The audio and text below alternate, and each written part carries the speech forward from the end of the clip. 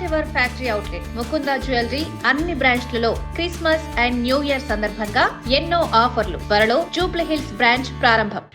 Sir నేను కేటీఆర్ వ్యాఖ్యలు చూసుకుంటే ఆ బహిరంగ సభలో ఏదైతే మాట్లాడినారో ఆ వ్యాఖ్యలు చూసుకుంటే మీకు ఎలా అనిపిస్తుంది? కేటీఆర్ ఏంటంటే కేటీఆర్కు మతి భ్రమించింది. తను వర్కింగ్ ప్రెసిడెంట్ అయిన తర్వాత బీఆర్ఎస్ పార్టీ రోజు రోజు పతనం అవుతూ ఉంది. ఎమ్మెల్యే ఎలక్షన్లో బీఆర్ఎస్ పార్టీ ఓడిపోయింది. ఎంపీ ఎలక్షన్లో ఏనాడు బీఆర్ఎస్ పార్టీ ఈ పరిస్థితి లేకుండే. 2005లో 5 ఎంపీలు, 2009లో 2 ఎంపీలు, 2014లో అదేవిధంగా 2014లో 11 మంది, 2019లో 9 మంది, ఈరోజు గుండు 0. 7 స్థానాల్లో డిపాయిడ్ పోయింది. కాబట్టి మతి భ్రమించినటువంటి కేటీఆర్ గారు నోటికి ఏదొస్తే అది మాట్లాడే ప్రయత్నం. బూతులు స్టార్ట్ చేసిందే కేటీఆర్ గారు. అంతకుముందు కేసీఆర్ గారు మాట్లాడారు. తర్వాత కేటీఆర్ గారు నువ్వు మగాడు వేతరా అని చెప్పేసి ఒక ముఖ్యమంత్రిని పట్టుకొని మగాడు అని చెప్పి మాట్లాడితే ఆ మగాడు కొడంగల్ సభలో మాట్లాడిండు. నిండు సభలో చాలా స్పష్టంగా కేటీఆర్ గారు దుర్మార్గాలు, కేసీఆర్ గారు చేసిన పాపాలు, 10 సంవత్సరాల కాలంలో బీఆర్ఎస్ పార్టీ చేసిన దోపిడీ మీద మాట్లాడిండు. దోపిడీ మీద ఎవరి తోడకలు తీస్తారు? ఎవరు తోడకలు తీస్తారు? అదే కాకుండా తెలంగాణ రాష్ట్ర ప్రజలకు అర్థమైంది బీఆర్ఎస్ పార్టీది. సర్పంచ్ ఎలక్షన్లో బీఆర్ఎస్ పార్టీ ఘోరంగా 80% నుంచి 26% పడిపోయింది. ఎంపీ ఎలక్షన్లో బాయే, ఎమ్మెల్యే ఎలక్షన్లో బాయే. రేపు లోకల్ బాడీలో జెడ్పీసీ ఎంపీ జరిగినా బీఆర్ఎస్ పార్టీ పతనవాడు ఖాయం. ఒక అంచి చెల్లికి సమానం చెప్పిన పరిస్థితిలో కేటీఆర్ గారు ఉండి ఆ అసహనాన్నంతా మా మీద ఎలాగడితే మేమేం చేస్తాం? కాబట్టి తెలంగాణ సమాజం అంతా గమనిస్తూనే ఉన్నారు. ఖచ్చితంగా కాంగ్రెస్ పార్టీ తెలంగాణ రాష్ట్ర ప్రజలకు ఇచ్చిన హామీలను కూడా నెరవేరుస్తూ ఉన్నారు. అయితే కేసీఆర్ గారు చూసుకుంటే మన తెలంగాణ భవన్లో ఒక సభ నిర్వహించడం జరిగింది. అయితే అందులో ఒక వ్యాఖ్య చేయడం జరిగింది. తోలు తీస్తా అని చెప్పి ఒక వ్యాఖ్య చేయడం జరిగింది. దీన్ని ఎలా చూడొచ్చు? తెలంగాణ సమాజం తోలు తీసిరు కాబట్టే తెలంగాణ సమాజానికి కేసీఆర్ గారు ముఖం చూపేయలేక ఫామ్ హౌస్లో రెస్ట్ తీసుకుంటుండు. 2 సంవత్సరాల నుంచి అసెంబ్లీ నడుస్తుంటే 2 గంటలు మాత్రం వచ్చినావు. నీ తోలు తీసిర్రు, నీ పని అయిపోయింది. 10 సంవత్సరాలు అవకాశం ఇస్తే తెలంగాణ ఆగమాగం చేసి 7 లక్షల కోట్ల రూపాయలు అప్పు చేసినావు. కాబట్టి ఇంకా చేసడానికి ఏం లేదు. ఒక అంచి కూతురు అంటుంది అల్లుడు పోని ఎవరైనా ట్యాపింగ్ చేస్తారని చెప్పి ఆమె అంటే ఆ ప్రశ్నకి ఇప్పుడు సమాధానం లేదు. ఒక అంచి కల్వకుంట్ల కవిత గారు చెప్తూ కాళేశ్వరంలో అవినీతి జరిగింది, టెలిఫోన్ ట్యాపింగ్ జరిగింది, గ్రీన్ ఇండియా ఛాలెంజ్లో అవినీతి జరిగింది, 10 సంవత్సరాల కాలంలో ఉద్యమకాలకు మనం అవమానపరిచినాం. రకరకాలుగా కల్వకుంట్ల కవిత గారే మాట్లాడుతూ ఉన్నారు. కాబట్టి ఆ ప్రశ్న సమాధానం చెప్పలేక కాంగ్రెస్ పార్టీ మీద అక్కాసు ఎల్లగట్టే ప్రయత్నం కేసీఆర్ గారు చేస్తూ ఉన్నారు, కేటీఆర్ గారు చేస్తూ ఉన్నారు. ఎవరు చేసినా తెలంగాణ రాష్ట్రంలో బీఆర్ఎస్ పార్టీ పని అయిపోయింది. కాబట్టి అసహనంలోనైన కేటీఆర్ గారు నోటికి ఎదుస్తే అది మాట్లాడే ప్రయత్నం వారు చేస్తూ ఉన్నారు. అయితే పాలమూరుని ఉద్దేశించి కూడా కొన్ని వ్యాఖ్యలు చేయడం జరిగింది. పాలమూరుకి తీవ్ర అన్యాయం చేస్తూ ఉన్నారు రేవంత్ ప్రభుత్వం. ఏదైతే జలాశయాలు ఉన్నాయో దానికి సంబంధించి కూడా కొన్ని వ్యాఖ్యలు చేశారు. ఇప్పుడు పాలమూరుకు అన్యాయం చేసింది మీరే, గోదావరి వాటర్లో అన్యాయం చేసింది మీరే. పాలమూరు సంబంధించి కృష్ణా జలాల్లో 200 టీఎంసీలకు 299 టీఎంసీలకు ఒప్పుకుంది మీరే. అదే కాకుండా దాదాపు ఆ ఒప్పందాలన్నీ కూడా దాదాపు 2016 నుంచి 2020 వరకు 299 టీఎంసీ సంబంధించి తెలంగాణ వాడుకున్నది. మిగతా అంతా కూడా ఆంధ్ర వాడుకున్న పరిస్థితి మనం చూసినాం. గోదావరి జలాలకు సంబంధించి ఆనాడు చంద్రబాబు నాయుడు గారు పట్టిసీమ కట్టినప్పుడు ప్రశంసించింది మీరే, మేము కాదు. గోదావరి వాటర్ మీదైనా కృష్ణా వాటర్ మీదైనా ప్రభుత్వం చర్చ చేయడానికి సిద్ధంగా ఉంది. అసెంబ్లీ అంటే అసెంబ్లీ అవ్వకుండా చిల్లర మల్లర మాటలు తెలంగాణ సమాజం అంగీకరిస్తారా? తెలంగాణ సమాజం అంగీకరించారు కదా. మీ పని అయిపోయింది కాబట్టి మిమ్మల్ని ఇంటికి పంపిరు. ఇంకోటి ఏంటంటే సార్, ఇప్పుడు ఫోన్ ట్యాపింగ్ అంశం వచ్చింది కాబట్టి ఫోన్ ట్యాపింగ్ అంశంలో సాక్షాత్తు కాంగ్రెస్ పార్టీలో కూడా చాలా మంది చెప్పారు మా ఫోన్లు కూడా ట్యాప్ అవుతున్నాయి, మా ఫోన్లు కూడా ట్యాప్ చేస్తున్నారు అని చెప్పి చాలా మంది చెప్పడం జరిగిందని చెప్పి వాళ్ళు కూడా మీ పైన చెప్పడం జరిగింది. ఇప్పుడు ఫోన్ ట్యాపింగ్ సంబంధించి తెలంగాణ రాష్ట్రంలో కాంగ్రెస్ పార్టీ కావచ్చు సిట్టులు ఏర్పాటు చేసి సిట్టు దర్యాప్తు జరుగుతూ ఉంది. ఎవరి ఫోన్లు ట్యాపింగ్ అయినాయి, అదే కాకుండా ఎవరైతే ఆనాడు ఉన్నటువంటి అధికారులు కావచ్చు, ఆనాడు సంబంధించినటువంటి ట్యాపింగ్ సంబంధించినటువంటి అది ఎవరు ట్యాపింగ్ చేస్తారు? తీవ్రవాదులు కావచ్చు, నక్సలైట్లకు సంబంధించినటువంటి ఎవరైతే సంఘ విద్రోహ శక్తులు ఉంటారో వాళ్ళ ఫోన్లు మాత్రం ట్యాపింగ్ చేయాలి. మీరు ఏకంగా అల్లునిపోరు ట్యాపింగ్ చేస్తుంది, ప్రతిపక్ష నాయకుల ఫోన్లు ట్యాపింగ్ చేస్తుంది, రేవంత్ రెడ్డి గారి ఫోన్లు ట్యాపింగ్ చేస్తుంది, జర్నలిస్టులు, హీరోలు, హీరోయిన్లు, పెట్టుబడిదారులు, లేకపోతే వ్యాపారులు, ఏకంగా విశ్వేశ్వరరెడ్డి గారి ఫోను, వాళ్ళ భార్య ఫోను, వాళ్ళ భూమి కొన్న వ్యక్తితో కూడా మీరు ఫోన్ ట్యాపింగ్ పాల్పడి ఏకంగా 13 కోట్ల రూపాయల ఎలక్షన్ బాండ్ కూడా తీసుకుంది మీరు. తెలంగాణ రాష్ట్రంలో ప్రజాస్వామ్యం లేకుండా చేసింది మీరు. కాబట్టే మీకు తెలంగాణ ప్రజలు బుద్ధి చెప్పారు. ఖచ్చితంగా బీఆర్ఎస్ పార్టీ పని అయిపోయింది కాబట్టి కేటీఆర్ గారు చిల్లర మల్లర మాటలు మాట్లాడుతూ ఉన్నారు. సార్ రీసెంట్గా చూసుకుంటే నిన్న కేటీఆర్ గారు చెప్తా కొడతా అనే ఒక సాక్షాత్తు సీఎం గారిని అనడం జరిగింది. అయితే దీని మీద మీ అభిప్రాయం ఏంటి? కేటీఆర్ రాజకీయ అజ్ఞానానికి అది ఒక నిదర్శనం. కేటీఆర్ పొగరబోతనానికి, ఇవాళ తన అహంకారానికి అది ఒక నిదర్శనం. కాబట్టి తెలంగాణ ప్రజలుగా సహించము. ఇప్పటికైనా కేటీఆర్ యొక్క పొగరబోతు మాటల్ని, తన అహంకారపూత మాటల్ని మానుకుంటే ప్రజలు సంతోషిస్తారు. లేకపోతే తెలంగాణలో కాంగ్రెస్ పార్టీ కార్యకర్తలే కేటీఆర్ని ఉరికిచ్చి తంతారని హెచ్చరిస్తున్నారు. అయితే వాళ్ళ తండ్రి కూడా ఒక మన తెలంగాణ 2 ఏళ్ల తర్వాత వచ్చి తెలంగాణ భవన్లో ఒక మీటింగ్ ఏర్పాటు చేయడం జరిగింది. అందులో తాట చేస్తా ఇలా చేస్తా అని చెప్పి చెప్తా ఉన్నారు. దీని గురించి మీరేం చెప్తారు? ఆల్రెడీ 2023లో కేటీఆర్ తాట తీసిర్రు, కేసీఆర్ తోలు తీసిర్రు తెలంగాణ ప్రజలు. అయినా ఇంకా బుద్ధి మారలేదు, వాళ్ళ అహంకారం మారలేదు. కాబట్టి వాళ్ళ వ్యవహారశీలు ఇంకా ఉంటే ప్రజలే తోలు తీస్తారు. నెక్స్ట్ ఇంక మళ్ళీ రానున్న ఎన్నికల్లో మళ్ళొకసారి తోలు తీసుకొని పెడతారు. వాళ్లకు బీఆర్ఎస్ పార్టీకి శాశ్వత రాజకీయ సమాధి చేయబోతా ఉన్నారు తెలంగాణలో. ఎందుకంటే 10 ఏళ్ల పాటు ప్రజల అధికారాన్ని ఇస్తే ఒక కుటుంబం మాత్రమే దోచుకొని తెలంగాణ అవినీతి అక్రమాలకు పాల్పడి ఇవాళ తెలంగాణ ఇవాళ నీతులు మాట్లాడితే ప్రజలు నవ్వుకుంటా ఉన్నారు. అయితే పాలమూరుకు సంబంధించింది కాంగ్రెస్ ప్రభుత్వం వచ్చినప్పటి నుంచి పాలమూరుకి తీరని అన్యాయం చేశారు. అందుకే నేను 2 సంవత్సరాల తర్వాత రావడం జరిగింది. ఈ ప్రశ్న లేవలెత్తడానికే నేను ఈరోజు తెలంగాణ భవన్కి రావడం జరిగింది. సో కాంగ్రెస్ ప్రభుత్వం వచ్చినప్పటి నుంచి పాలమూరుకి అన్యాయం జరిగింది తప్ప ఎటువంటి లాభం చేకూర్చలేదని చెప్పి చెప్తా ఉన్నాడు. పాలమూరు రంగారెడ్డి ప్రాజెక్టులకు కేటీఆర్ 10 ఏళ్ల పాటు అధికారం ఉండి చేసింది ఏం లేదు. ఇవాళ పోతిరెడ్డి శ్రీశైలం రిజర్వాయర్ నుండి పోతిరెడ్డిపాడుకు 7 తూములు కట్టి, గతంలో 3 తూములు ఉండే, 7 తూములు కట్టి ఇవాళ 40,000 క్యూసెక్కులు తరలించిపోతుంటే కూడా ఆనాడు రోజమ్మ దగ్గర చేపల కూర తిన్నది ఎవరండి? కేసీఆర్ కదా. రోజమ్మ దగ్గర చేపల కూర తిని ఇవాళ పోతిరెడ్డిపాడు పెద్ద బొక్క పెట్టి తెలంగాణకు నీళ్లు తీసుకుపోతున్నా కూడా మూసుకొని ఆనాడు ఆంధ్ర పాలకుల దగ్గర మోకరిల్లి ఇవాళ పైసలకు ఆశపడినటువంటి దొంగలు వీళ్ళు తెలంగాణ గురించి మాట్లాడతారు, తెలంగాణ వనరుల గురించి మాట్లాడతారు, తెలంగాణ ప్రాజెక్టుల గురించి మాట్లాడతారు. 10 ఏళ్ల పాటు 8 లక్షల కోట్ల అప్పులు చేసి తెలంగాణకు నోట్ల మట్టి కొట్టిన ఈ దొంగలు తెలంగాణ గురించి మాట్లాడే నైతిక అర్హత ఉందండి? ఇవాళ తెలంగాణ ప్రాజెక్టుల అంశంలో, నదుల అంశంలో, నీళ్ళ అంశంలో మేము కట్టుబడి ఉన్నాం. కృష్ణా జలాల్లో ఏ ఒక్క ఉన్నటువంటి తెలంగాణకు అన్యాయం జరిగినా కూడా ఈ కాంగ్రెస్ ప్రజాప్రభుత్వం సహించదు. ఎందుకంటే ఆల్రెడీ మనం బనకచర్ల ప్రాజెక్టు వ్యతిరేకించినాం. సుప్రీంకోర్టులో డిసెంబర్లో రిట్ వేసినాం, కేసు వేసినాం. తెలంగాణలో ప్రతి ప్రాజెక్టులలో కాపాడుకునే దగ్గర, ఇవాళ తాగు అందించే దగ్గర మేము సిద్ధంగా ఉన్నాం. కేసీఆర్ హయాంలో తెలంగాణలో సాగునీరు అందించలేదు, తాగునీరు అందించలేదు. తెలంగాణ ప్రాజెక్టులలో జరుగుతున్న అన్యాయం జరుగుతున్నా కూడా నోరు మూసుకొని తెలంగాణకు దగా చేసింది కేసీఆర్. కాబట్టి మేము ప్రాజెక్టుల విషయంలో కావచ్చు, నీళ్ళ విషయంలో కావచ్చు, తెలంగాణ వనరులు కాపాడుకునే దగ్గర కాంగ్రెస్ ప్రభుత్వం ఏమాత్రం కూడా వెనుకడుగు వేయదు. ప్రతి రాజ్యాంగ హక్కుల్ని మేము ఇచ్చేసుకొని ఇవాళ ఆల్రెడీ కేంద్ర జలవనరుల శాఖను కూడా కలిసినాం. తెలంగాణ కృష్ణా జలాల్లో మా వాటా మాకు దక్కాల్సిందే అంటున్నాం.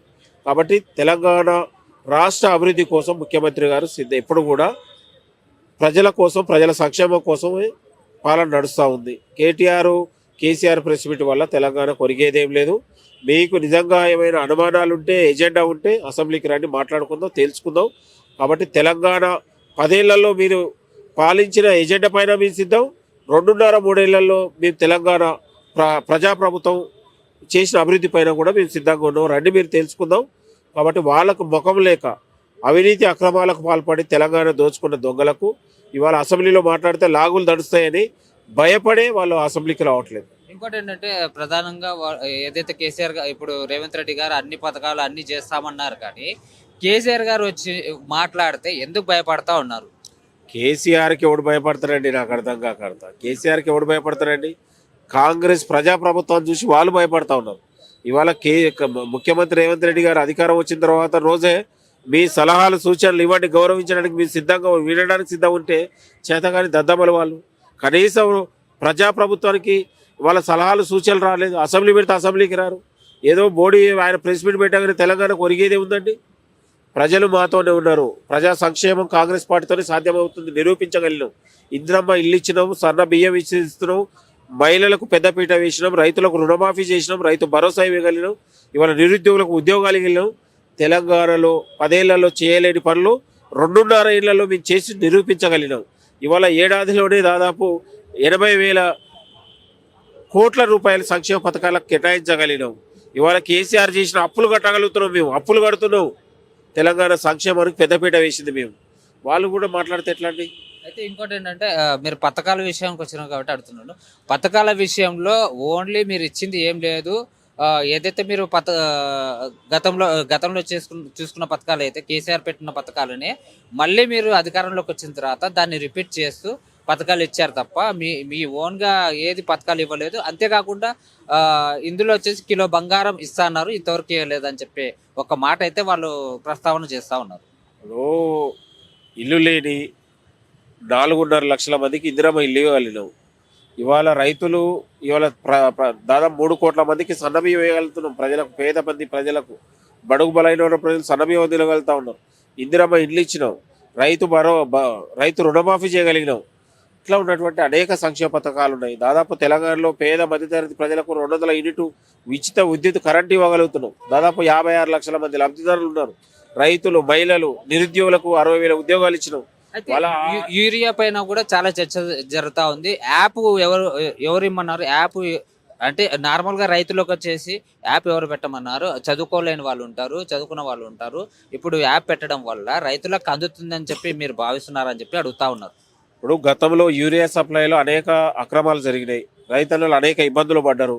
కాబట్టి యూరియా యాప్ ద్వారా సక్రమంగా రైతులకు మేలు చేయడానికి చేసినటువంటి పథకంగా మనం చూపించాలి తప్ప గతంలో ఇవాళ యూరియా కోసం లైన్లలో నిలబడి అనేక ఉన్నటువంటి రైతులు అనేక ఇబ్బందులు పడ్డారు. కాబట్టి అలాంటి జరగకుండా స్వయంగా రైతులకు మేలు చేసే విధంగా, రైతులకు సప్లై చేసే విధంగా యాప్ను తయారు చేసినాం. అది రైతులకు మేలు జరిగే విధంగా ఈ ప్రజాప్రభుత్వం తీసుకొచ్చింది. ప్రస్తుతం మనతో పాటు ఉన్నారు కాంగ్రెస్ పార్టీ సీనియర్ నాయకులు కిషోర్ రెడ్డి గారు ఉన్నారు. ఆయనతో మాట్లాడే ప్రయత్నం చేద్దాం. సార్ నమస్తే. నమస్తే అండి. సార్ నిన్న కేటీఆర్ గారు చేసిన వ్యాఖ్యల పైన మీరు ఎలా స్పందిస్తారు? చెప్తూ కొడతా అనడం ఎంతవరకు కరెక్ట్? కేటీఆర్ గారి విజ్ఞప్తిగా వదిలేస్తున్నాము. ఎందుకంటే మీరు చూసినట్టయితే ఒక ముఖ్యమంత్రిని పట్టుకొని మాట్లాడలేనటువంటి భాష ఆయన మాట్లాడుతుండు. ఆయనకు ఇంకా కూడా కాంగ్రెస్ పార్టీ అధికారంలోకి వచ్చిందన్న భయం ఆయనకు లేదు. ఆయన ఇంకా కూడా టీఆర్ఎస్ పార్టీ మా నాయననే ముఖ్యమంత్రి అని చెప్పి ఆయన ఒక ధోరణి ఉన్నది కనుక ఆయనకు తగిన విధంగా బుద్ధి మా కాంగ్రెస్ పార్టీ శ్రేణులు చెప్తారు. ఎందుకంటే మేము కూడా 1, 2, 3 అనేది కొంచెం స్టెప్ బై స్టెప్ అరే ఏమో మాటలు మానుకుంటారేమో, మనం చేసేటటువంటి అభివృద్ధి కార్యక్రమాలు చూసి కొంత ఆయన మారుతారేమో అనుకుంటున్నాం. కానీ కుక్కతో కొంకర కేటీఆర్ అనేటోడు కుక్కతో వంకరలాగా ఆయన రోజుకింత మాటలు రోజుకింత ఇంకా పెంచుకుంటూ పోతూనే ఉన్నాడు కానీ తగ్గిస్తలేడు. సో ఆయనకు తగిన విధంగా కాంగ్రెస్ పార్టీ శ్రేణులు బుద్ధి చెప్తారు. మొన్న సర్పంచ్ ఎలక్షన్ల బుద్ధి చెప్పారు. రేపు జరగబోయేటటువంటి ఎంపీటీసీ మన జెడ్పీటీసీ ఎలక్షన్లలో బుద్ధి చెప్తారు. రేపు జరగబోయేటటువంటి జిహెచ్ఎంసీ ఎలక్షన్లో కూడా బుద్ధి చెప్పాలని ప్రజలకు నేను మనవి చేస్తున్నాను. అయితే వాళ్ళు ఎవరైతే కేసీఆర్ గారు ఉన్నారో మాజీ సీఎం కేసీఆర్ గారు కూడా ఒక మీటింగ్లో అనడం జరిగింది, మీ తాట తీస్తాం. ఇది మన ఇది పాలమూరుకు సంబంధించిన ఇష్యూలో వచ్చేసి అవకతవకలు జరిగినాయి, తీరని అన్యాయం జరిగింది పాలమూరు విషయంలో, తాట తీస్తాం బిడ్డ అని చెప్పి ఆయన కూడా సీఎం రేవంత్ గారిని ఉద్దేశించి చెప్పడం జరిగింది. కేసీఆర్ గారు తాట తీసేది ఉంటే అసెంబ్లీకి రమ్మను, అసెంబ్లీకి వచ్చి తాట తీస్తావా ఏం తీస్తావా నీకు ప్రజలు మ్యాండేట్ ఇచ్చింది 5 సంవత్సరాలు ఒక ఎమ్మెల్యేగా నిన్ను గెలిపించుకోరు. గజ్వేల్ ప్రజలు గెలిపించుకోవడమే కాదు, లీడర్ ఆఫ్ అపోజిషన్ అంటే టీఆర్ఎస్ ఎల్పీ నేతగా నువ్వు ఉన్నావు కనుక ఏవైనా లోటుపాట్లు, ఇప్పుడు ప్రజాప్రభుత్వంలో ఏమైనా లోటుపాట్లు ఉంటే అసెంబ్లీకి వచ్చి నువ్వు గీడ తప్పు చేస్తున్నావు అని చెప్పి ప్రజలను మెప్పించుకో అసెంబ్లీలో మాట్లాడి. అంతేగాని నువ్వు ప్రెస్ మీట్లు పెట్టి సంవత్సరానికి 2 సంవత్సరాలకు ఒకసారి బయటకు వచ్చి మెరుపుతీగలాగా వచ్చి కనిపించి ప్రెస్ మీట్లు పెట్టి మా ముఖ్యమంత్రి వారిని బదలాం చేస్తా అంటే ఎవరు కూడా చూస్తూ ఊరుకోరు. మీకు నిజంగానే పాలమూరులా అదేవిధంగా నీటి వ్యవహారాల మీద ఏదైనా తప్పిదం జరిగింది అని మీకు నిజంగానే ఉంటే వచ్చి అసెంబ్లీలో మా రేవంత్ రెడ్డి గారిని ఆయనను నిలదీయండి, తప్పేం లేదు కదా. ఆయన ప్రజాస్వామ్యంగా రమ్మంటుండు. ప్రతిసారి నీకు ఇట్లాంటి ముఖ్యమంత్రి దొరకడు మీ అదృష్టం. ఏ ముఖ్యమంత్రి కూడా నువ్వు ఏదైనా ప్రాబ్లమ్స్ ఉంటే అసెంబ్లీలో వచ్చి లేవనెత్తు అని చెప్తుండు. నువ్వు లేవనెత్తి ప్రజల ముందు రేవంత్ అన్నను ఇది తప్పు చేస్తున్నాను నిరూపించు. అంతేగాని నువ్వు ఎన్నో ప్రెస్ మీట్ పెట్టి తాట తీస్తా ఏట తీస్తా అంటే ఎవడు పడతాడండి? ఇంకా కేసీఆర్ గారు కూడా మారాలి. సరే కేసీఆర్ గారు అంటే మాకు కూడా ఒక విధమైనటువంటి రెస్పెక్ట్ ఉన్నది కనుక మేము అతన్ని ఇష్టం వచ్చినట్టు మాట్లాడతలేడు. అయినా కూడా రేవంత్ అన్న కూడా కేసీఆర్ని ఏ రోజు కూడా వ్యక్తిగతంగా మాట్లాడు, ఏదున్నా పార్టీ విధానంగా అదేవిధంగా దాని యొక్క ప్రజా సమస్యల మీదనే మాట్లాడతాడు తప్ప ఏ రోజు కూడా కక్షపూరితంగా మాట్లాడలేడు. సో కేటీఆర్ గారే కొంచెం మతి భ్రమించింది. ఎందుకంటే నేను ముఖ్యమంత్రి అయిపోతుండే, ఈసారి నేను టీఆర్ఎస్ పార్టీ కనుక వచ్చినట్టయితే ముఖ్యమంత్రిని అయిపోతుండే, కానీ నా ముఖ్యమంత్రి కుర్చీ రేవంత్ రెడ్డి సాబ్ గుంజుకుండా అనే ఒక ధోరణిలో ఆయన వ్యవహారసారి ఉంది, పిచ్చి పడుతుంది, కుక్క గర్చనలాక రోజు ఇష్టం వచ్చినట్టు మాట్లాడుతుండు. ముఖ్యమంత్రి గౌరవ ముఖ్యమంత్రిని పట్టుకొని ఆ విధంగా మాట్లాడుతుంటే సర్వ సమాజం సభ్య సమాజం కూడా నిన్ను హర్షించదు. ఎందుకంటే మీరు ఏ విధంగా గతంలో మీరు మీ యొక్క భాష రూపంలో, మీ యొక్క వేషధారణ రూపంలో, మీ యొక్క అహంపూరితమైనటువంటి భావనతోటి ఏ విధంగా అయితే గతంలో మీరు ఉండేనో అదే విధానాన్ని ఇప్పుడు కూడా కొనసాగిస్తాము. మేము ఇంకా కాంగ్రెస్ పార్టీ రూలింగ్లోకి వచ్చినా కానీ మా టీఆర్ఎస్ పార్టీ రూలింగ్లో ఉంది అనే ఒక అహంపూరితమైనటువంటి భావన ఏ విధంగా అయితే ఉందో ఆ అహాన్ని ఖచ్చితంగా దెబ్బ కొడతాడు. రేవంత్ అన్న అనేటోడు మామూలోడు కాదు, అది మీకు ప్రూవ్ అయింది. డౌన్ టు ఎర్త్, కింది నుంచి వచ్చినోడు. సో అలాంటి దెబ్బ తినేటప్పుడు కొంచెం నువ్వు సిల్వర్ స్పూన్లో పెరిగినావు కాబట్టి కొంచెం ఆలోచన చేసి మాట్లాడు. రేవంత్ అన్న అనేటోడు పిలుపునిస్తే రేవంత్ అన్నకు సంబంధించినటువంటి కార్యకర్తలు కానివ్వండి, రేవంత్ అన్నకు సంబంధించినటువంటి వెల్విషర్స్ మాలాంటి వాళ్ళు ఒక పిలుపునిచ్చి ఈ కేటీఆర్ ఇట్లా మాట్లాడుతుండు అని ఒక పిలుపునిస్తే నీ పరిస్థితి ఏందో ఒక్కసారి ఆలోచన చేసుకోవాలని కూడా కేటీఆర్ గారికి మనవి చేస్తున్నా. జలాలకు సంబంధించి ఎవరైతే ఇప్పుడు ఉత్తమ్ కుమార్ రెడ్డి గారు ఉన్నారో ఆయన మీద కూడా కొన్ని వ్యాఖ్యలు చేయడం జరిగింది హరీష్ రావు గారు. అయితే జలాలకు సంబంధించిన విషయంలో ఆయనకి ఉత్తమ్ కుమార్ రెడ్డి గారికి ఏం తెలియదు, ఒక డబ్బులు తినడానికి వచ్చిండు ఆయనకి జలాల గురించి ఏం తెలియదు, ఏమడిగినా ఏం తెలియదు అంటాడు అని చెప్పి చెప్తా ఉన్నాడు. నీకు ఉత్తమ్ కుమార్ రెడ్డి అనేటోడు ఆరోసారి నాకు తెలిసి ఆరోసారో ఎమ్మెల్యే. ఆయన ఒక మన ఎక్స్ సర్వీస్ మ్యాన్, ఒక పైలట్. అసొంటోని పట్టుకొని నువ్వు ఉత్తమ్ కుమార్ రెడ్డి సాబ్కి ఏం తెలియదు అని అంటే ఇక నీ విజ్ఞప్తికే వదిలేస్తున్నా. నువ్వు తాటి షెట్టోలో పెరిగినావు. నీకు ఉత్తమ్ కుమార్ రెడ్డి సాబ్ ఏం చేసిండు, రేవంత్ అన్న ఏం చేసిండు, అదేవిధంగా కాంగ్రెస్ పార్టీలో ఉన్నటువంటి సీనియర్ నాయకులు ఏం చేశారు అనేది నీకు అంతా తెలుసు. కానీ బురద జల్లే ప్రయత్నం. కాంగ్రెస్ పార్టీ అంటే ఎప్పుడు కూడా గుర్తుపెట్టుకోండి, ఒక కుటుంబ పార్టీ కాదు. కాంగ్రెస్ పార్టీలో అన్ని కులాలు అన్ని వర్గాలకు సంబంధించినటువంటి నేతలు ఉంటారు. అందరికీ సిమిలర్ ప్రయారిటీ ఉంటుంది. అది మీరు జీర్ణించుకోలేకపోతుర్రు. మొన్న జరిగినటువంటి ఎలక్షన్లో కానివ్వండి, మొన్న జరిగినటువంటి నియామకాలలో కానివ్వండి, అన్ని కులాలకు అన్ని మతాలకు ప్రాధాన్యత ఇచ్చింది కాబట్టి వీళ్ళు జీర్ణించుకోలేకపోతుర్రు. అయ్యో మళ్ళీ కాంగ్రెస్ పార్టీ రెండోసారి కూడా వస్తాడు, మళ్ళీ రెండోసారి కూడా రేవంత్ అన్న ముఖ్యమంత్రి అవుతాడు, మాకు ముఖ్యమంత్రి కావాలన్న ఆశ ఉన్నది, ఆ ఆశ నెరవేరదేమో అని చెప్పి మతి భ్రమించి మాట్లాడుతారు ఈ మాటలు. ఇంకోటి ఏంటంటే ఇప్పుడు ఎవరైతే బీఆర్ఎస్ పార్టీ నుంచి మీ కాంగ్రెస్ పార్టీలోకి వచ్చి రావడం జరిగింది కొంతమంది ఎమ్మెల్యేలు, అందులో వచ్చేసి ఐదుగురికి మాత్రం అంటే ఎటువంటి ఆధారాలు లేవని స్పీకర్ చెప్పడం ఎంతవరకు కరెక్ట్, అసలు కావాలని చేస్తున్నారు. బీఆర్ఎస్ పార్టీకి సంబంధించిన ఎవరైతే ఇప్పుడు పార్టీ ఫిరాయింపుల నేపథ్యంలో వచ్చిన ఎమ్మెల్యేలపై వేటు పడాల్సిన విషయము అయితే ఎటువంటి నిర్ణయం తీసుకోకుండా స్పీకర్ గారు ఏం లేదనేస్తున్నారు, ఎంత సులువుగా అనేస్తున్నారు, కనీసం వాళ్ళ మీద ఎలాంటి చర్యలు తీసుకోకుండా వదిలేస్తున్నారు అని చెప్పి చెప్తా ఉన్నారు. ఇప్పుడు గతంలో ఇదే కాంగ్రెస్ పార్టీకి సంబంధించినటువంటి దాదాపు ఒక 15 మంది పైన ఎమ్మెల్యేలను వాళ్ళు గుంజుకున్నారు. గతంలో గుంజుకున్నప్పుడు ఇదే స్పీకర్ గారు ఎటువంటి డిసిషన్ ఏమైనా తీసుకుండా, అంతకుముందు ఉన్న స్పీకర్ వాళ్ళకు వర్తించేది ఇప్పుడు కూడా వర్తిస్తుంది కదా. గతంలో ఎటువంటి రాజీనామాలు లేవు, ఎటువంటి ఎలక్షన్లు లేవు. ఇప్పుడు కొత్త సంస్కృతిని రేవంత్ అన్ననే తీసుకొచ్చిన విధంగా వీళ్ళ యొక్క ప్రవర్తన ఉన్నది. అసలు పెద్ద జోక్ ఏంటంటే మా కుత్బుల్లాపూర్ ఎమ్మెల్యే కేపీ వివేకానంద గారు ఆయననే టీడీపీ నుంచి టీఆర్ఎస్లోకి వచ్చిండు. గెలిచిన ఒక 5 నెలల టీడీపీ పార్టీని నట్టేట ముంచి టీఆర్ఎస్లోకి వచ్చిండు. ఆయన్నే కేసేయడం అసలు చెప్పుకోనిక కూడా సిగ్గు అనిపిస్తుంది మాకు. ఎందుకంటే మా ఎమ్మెల్యే ఈ దౌర్భాగ్యం ఏంటంటే మా ఎమ్మెల్యే ఆయన్నే టీడీపీ నుంచి టీఆర్ఎస్లోకి పోయిండు. ఆయన్నే మళ్ళీ ఇప్పుడు మన టీఆర్ఎస్ నుంచి కాంగ్రెస్కి వచ్చిన ఎమ్మెల్యే మీద కేసు వేసిండంటే చెప్పుకోవడానికన్నా ఉండాలి. కనీసం నువ్వు వేయించేటప్పుడు కేటీఆర్ గారు మీరు కేసులు వేయించేటప్పుడు కనీసం ఫస్ట్ నుంచి అట్లా పార్టీలు మారినటువంటి వ్యక్తులతో వేయించినా కానీ మీకు ఒక గౌరవం ఉంటుండే. నువ్వు వేయించేటప్పుడు గదన్న చూసుకోవాలి కదా. ఇప్పుడు తలసాని శ్రీనివాస్ యాదవ్ ఉన్నాడు, ఈయన కేపీ వివేకానంద, వీళ్ళందరూ కూడా పార్టీ మారైన వాళ్ళే కదా. ఓ పార్టీలో గెలిచి ఇంకో పార్టీలోకి పోయిన వాళ్ళే కదా. వీళ్ళు వచ్చి మళ్ళా దయ్యాలు వేదాలు వెళ్ళినట్టు ఉన్నది వీళ్ళ కథ.